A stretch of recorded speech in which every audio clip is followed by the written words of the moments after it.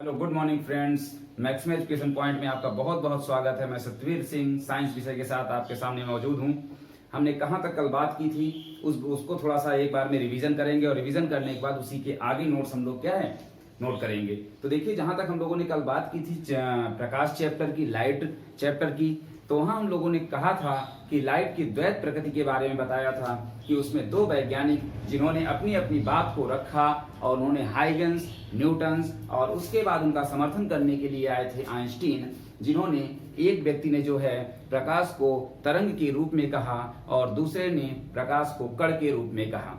इस प्रकार से आपने देखा कि प्रकाश की दोनों प्रकृति वहां पे सामने दिखाई देती है और उसको सिद्ध करने के लिए परावर्तन, अपवर्तन, प्रकाश वैद्युत प्रभाव, क्वांटम प्रभाव को बताया गया। इस तरीके से इस प्रकृति को हमने द्वैध प्रकृति कहा था और ये कहा कि प्रकाश में द्वैध प्रकृति पाई जाती है। यहां तक बात हो चुकी थी। इसके बाद अगर हम बात करें तो देखिए, जब प्रकाश की द्वैध प्रकृति है तो उसके बाद यहाँ पे एक इंपॉर्टेंट बात आपको नोट करनी है कि प्रकाश की चाल की। तो प्रकाश की चाल की जो खोज है वो सर्वप्रथम रोमर नामक वैज्ञानिक ने की थी। किसने? रोमर नामक वैज्ञानिक ने की थी। देखिए, पहले पॉइंट में हम लिखेंगे प्रकाश की चाल की खोज या इसके बारे में सर्वप्रथम रोमर नामक वैज्ञानिक ने बताया था। किसने बताया था? रोमर नामक वैज्ञानिक ने बताया था और इन्होंने बताया था कि प्रकाश की चाल कितनी होती है। आप लोग याद है 3 इंटू 10⁸ मीटर प्रति सेकेंड होती है। इस प्रकाश की चाल को रोमर नामक वैज्ञानिक ने बताया था कि प्रकाश की चाल 3 इंटू 10⁸ मीटर पर सेकेंड होती है। इसके बाद आप लोग जानते हैं कि ध्वनि की चाल कितनी होती है। ध्वनि, ये हम ध्वनि के चैप्टर में पढ़ेंगे, लेकिन यहां आप इसको नोट कर लीजिए। ध्वनि की चाल 332 मीटर प्रति सेकेंड होती है। 332 मीटर प्रति सेकेंड होती है। तो इस तरीके से ये दोनों पॉइंट को आप नोट कर लीजिए। ठीक, अब देखिए इसका क्या प्रयोग था। तो आपके सामने एक क्वेश्चन आता है कि जैसे क्वेश्चन पूछा जाता है कि जब हम पटाखे बजाते हैं, क्या करते हैं? पटाखे जलाते हैं, तो आप देखते होंगे कि लाइट जो है हमें पहले दिखाई देती है और उसके बाद उसकी साउंड या आवाज या ध्वनि सुनाई देती है। उसका मुख्य कारण है इसकी चाल। देखिए, प्रकाश की चाल ज्यादा है और ध्वनि की चाल क्या है? कम है। इसी प्रकार से आप देखते हैं कि बारिश के दिनों में मौसम में क्या है? बादल की गड़गड़ाहट, वहां पास आप देखेंगे सबसे पहले आपको बिजली की चमक दिखाई देती है और उसके बाद आवाज या गड़गड़ाहट सुनाई देती है। इसका भी प्रमुख कारण क्या है? यही दोनों, यानी चाल, प्रकाश की चाल और ध्वनि की चाल से हम इसे क्या है बता सकते हैं। इसका मतलब है कि क्या है? प्रकाश की चाल ज्यादा तेज है और ध्वनि की चाल क्या है?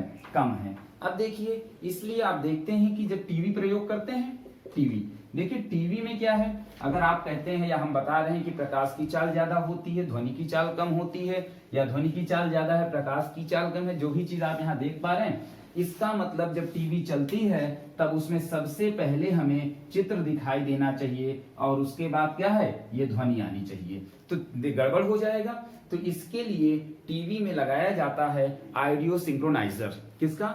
ऑडियो सिंक्रोनाइजर का प्रयोग किया जाता है। यहाँ पास आपका ऑडियो सिंक्रोनाइजर का प्रयोग किया जाता है, जिसके द्वारा यह इस प्रकाश या चित्र को और उसकी चाल को, क्या ध्वनि की चाल को आपस में मिला करके हमें बराबर तरीके से क्या है सुनाने का प्रयास करता है। ठीक, इसके बाद आप अगले पॉइंट में देखेंगे कि प्रकाश जो है हमारी पृथ्वी में आता है तो कितना समय लगता है। यह भी प्रश्न छोटी छोटी परीक्षाओं में पूछा गया है। तो उसमें आप देखेंगे कि लगभग 8 मिनट 15 सेकंड से लेके 8 मिनट 20 सेकंड के आसपास ऑप्शन में दिया होता है। तो इसका जो सर्वमान्य है वह 8 मिनट 20 सेकंड मान्य है, लेकिन आपके उत्तर में जो ऑप्शन जिसके आसपास दिया हो, अगर 8 मिनट 17 सेकंड दिया है, 8 मिनट 18 सेकंड दिया है, तो आप उसे क्या है पहले नोट कर सकते हैं।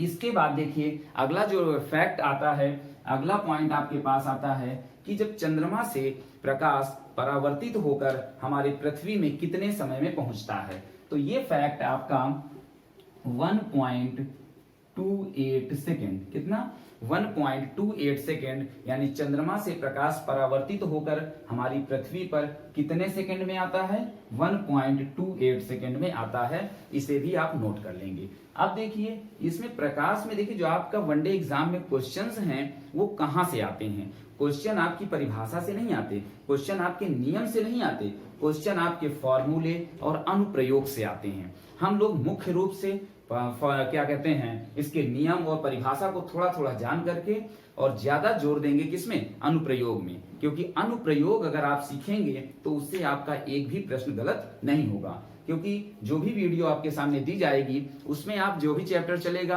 अनुप्रयोग को बहुत ही ध्यान से देखिएगा। तो हम लोग आगे बढ़ते हैं। इसके बाद देखिए कि प्रकाश में जो सबसे पहला टॉपिक आता है, कल हम लोगों ने बात की थी, क्या है, परावर्तन। तो देखिए हम लोग परावर्तन या अपवर्तन की छोटी छोटी डिफिनेशंस को देख करके फिर आगे की ओर बढ़ जाएंगे और मुख्य रूप से बात करेंगे इसके अनुप्रयोग पर। तो देखिए पहला जो है आपका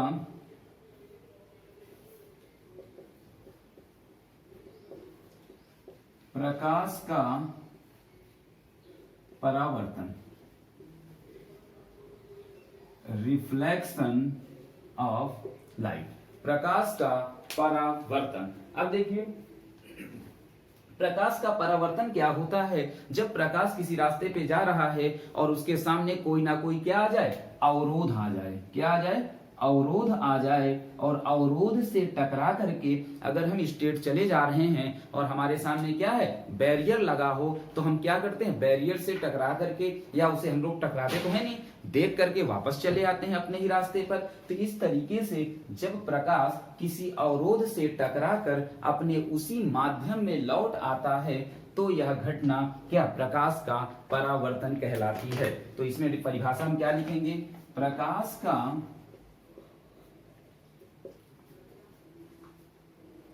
किसी अवरोध से टकराकर अपने ही माध्यम में लौट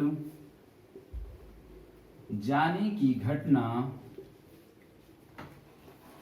परावर्तन कहलाती है। प्रकाश का किसी अवरोध से टकराकर अपने ही माध्यम में लौट जाने की घटना को क्या कहते हैं, परावर्तन कहते हैं। अब देखिए मान लीजिए यह क्या है, कोई ना कोई अवरोध है, क्या है, कोई ना कोई अवरोध है। अब देखिए यहाँ पे एक केस और ध्यान देते हैं कि प्रकाश कब लौटेगा, जब जो भी अवरोध या सरफेस हम रखेंगे उसके एक तरफ हम क्या करते हैं, पॉलिश कर देते हैं। क्योंकि अगर हम पॉलिश नहीं करते तो प्रकाश क्या होगा, आर पार निकल जाता है और परावर्तन की घटना हमें देखने को नहीं मिलती। इस तरीके से देखिए यहाँ पास हम लोग क्या करते हैं, मान लेते हैं कि यहाँ से कोई लाइट है जो आ रही है, जिसे हम लोग आपतित किरण कहते हैं। क्या कहते हैं, आपतित किरण के नाम से जानते हैं। अब देखिए यहां से हम लोग एक काल्पनिक रेखा मानेंगे जिसे अभिलंब का नाम देते हैं। ये क्या है, ये क्या है आपका, अभिलंब है, अभिलंब है।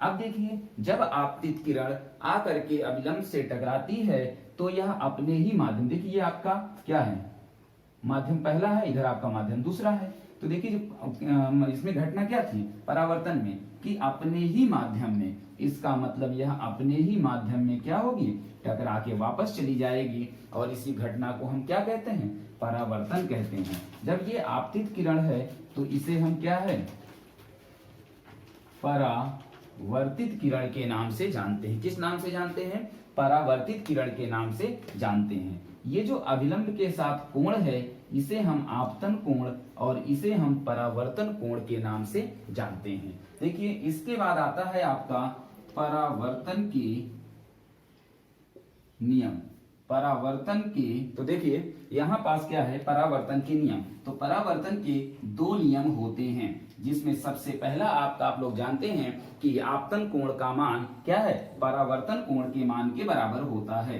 तो पहला नियम क्या है, आपतन कोण का मान परावर्तन कोण के बराबर होता है। दूसरा नियम क्या है? दूसरा नियम क्या है? आपतित किरण के साथ कौन सी जा रही है? परावर्तित किरण और अभिलंब, तीनों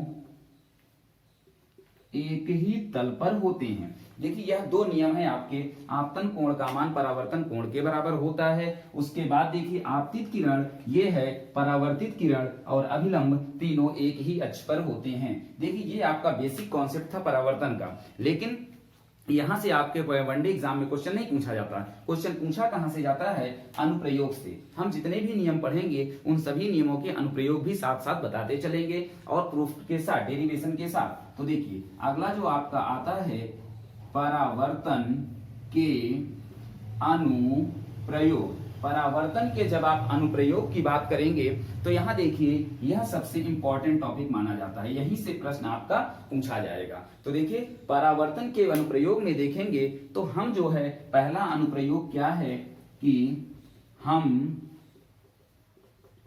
परावर्तन के कारण ही वस्तुओं को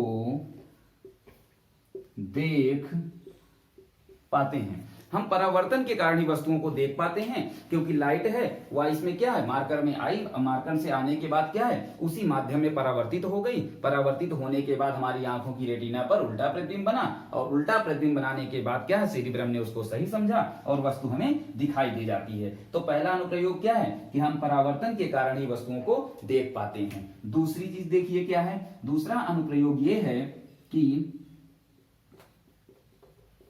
सतह के चिकने होने से वस्तु सुंदर दिखाई देती है। इस तरीके से बहुत सारे अनुप्रयोग हैं कि सतह के चिकने होने से वस्तु हमें क्या है, सुंदर दिखाई देती है। इसीलिए आप देखोगे कि लोग क्या है, क्रीम पाउडर जो भी चीजें प्रयोग करते हैं, जब आप क्रीम लगाते हैं तो क्या होती है, सतह चिकनी हो जाती है, मुलायम हो जाती है। और यहाँ का नियम क्या कहता है कि सतह के चिकने होने से, जब सतह जितनी ज्यादा चिकनी होगी उतना ज्यादा परावर्तन होगा, और सतह जितनी खुरदुरी होगी उतना परावर्तन कम होगा। जब परावर्तन ज्यादा तेज होगा तो हमें चीजें अच्छी दिखाई देंगी। तीसरे एग्जाम्पल में आप देखते हो, तीसरा अनुप्रयोग आप देखिए जूते का, यानी शूज का। यानी जूते में क्या करते हैं आप लोग, पॉलिश करते हैं। पॉलिश करते हैं तो जूते में पॉलिश करने से क्या होता है कि आप देखते हैं कि उसमें जूते में पॉलिश करने से जूते की चमक क्या हो जाती है, बढ़ जाती है। जब जूता चमकने लगता है यानी सतह चिकनी हो जाती है तो वहां से परावर्तन की घटना भी क्या हो जाती है, अधिक हो जाती है। इस परावर्तन की घटना अधिक होने से जूता हमें चमकदार और अच्छा दिखाई देता है। इस तरीके से यहां से आपका प्रश्न जो है वह एग्जाम में पूछा गया है। अनुप्रयोग जब आप अपवर्तन में पढ़ेंगे तो अपवर्तन के अनुप्रयोग आपके बहुत ज्यादा ही इंपॉर्टेंट हैं। उस वीडियो को आप जरूर देखिएगा। तो देखिए यहां से आपने स्टार्टिंग से अभी तक जो भी सारी चीजें देखी उसमें से जो आपको अच्छा लगता है, जो आपको इंपॉर्टेंट लगता है, उसे आप क्या करिए, नोट कर लीजिएगा। और यहां से आप इसको जरूर नोट डाउन करिएगा कि किस कारण से ऐसा होता है। तो हम आंसर लिखते हैं परावर्तन के नियम, परावर्तन के नियम। इस तरीके से ये टॉपिक आपका समाप्त हो रहा है। इसके बाद हम बात करेंगे प्रकाश के अपवर्तन की, और वहां से क्वेश्चन आना ही आना है। ठीक है, इसे आप लोग नोट कर लीजिए, चाहे स्क्रीनशॉट ले लीजिए। ओके, ठीक है, नोट कर लिए। ठीक है, हम और कर रहे हैं और अगली क्लास में मिलेंगे प्रकाश के अपवर्तन के साथ।